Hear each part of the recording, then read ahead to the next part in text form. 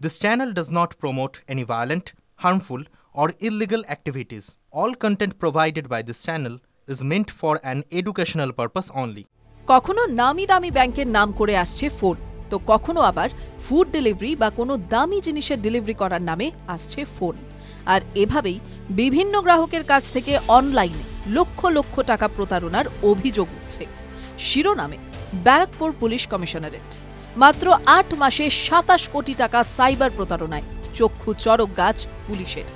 বাধ্য হয়ে প্রতিটি থানায় সাইবার সেল তৈরি করছে ব্যারাকপুর পুলিশ কমিশনারেট। পাশাপাশি দেওয়া হয়েছে একটি নম্বরও। দিনের পর দিন বাড়ছে সাইবার আর্থিক প্রতারণা। ব্যারাকপুর কমিশনারেটেও বেড়েছে মাত্রাতিরিক্ত সাইবার আর্থিক প্রতারণা।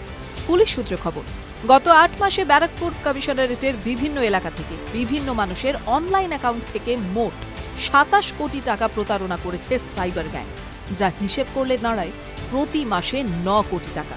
আর এতেই ঘুম কেটেছে ব্যারাকপুর পুলিশ কমিশনারেটের। এই সাইবার প্রতারণা আটকাতে প্রতিটি থানায় পুলিশ কমিশনার গড়ে তুলেছেন সাইবার সেল।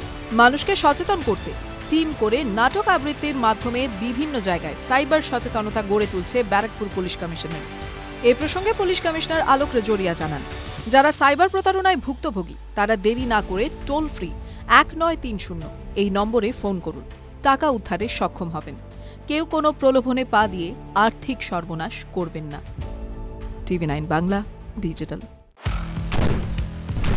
আপনার সমস্যা দিনে দুপুরে ডাকাতি করে আপনাদের কোনো অসুবিধা, বাড়িতে থাকতে পারছি না, ঘটনা হোক বা দুর্ঘটনা, বিস্ফোরণ স্থলের একেবারে কাছে ব্যানারগুলো খুলে ফেলা হচ্ছে, রীতিমতো ভবিষ্যৎ হয়ে গিয়েছে। স্টুডিওয় না, সোজাসুজি হটস্পট থেকে আমি শর্মিষ্ঠা। দুটি নৃশংস হত্যাকাণ্ডের অভিযোগ উঠে আসছে। শুধু আপনার কথা, শর্মিষ্ঠা মানে খবরের হটস্পটে আপনাদের নিয়ে যাবে। হটস্পট সোম থেকে শনি সন্ধ্যে 7:30টায় TV9 বাংলায়।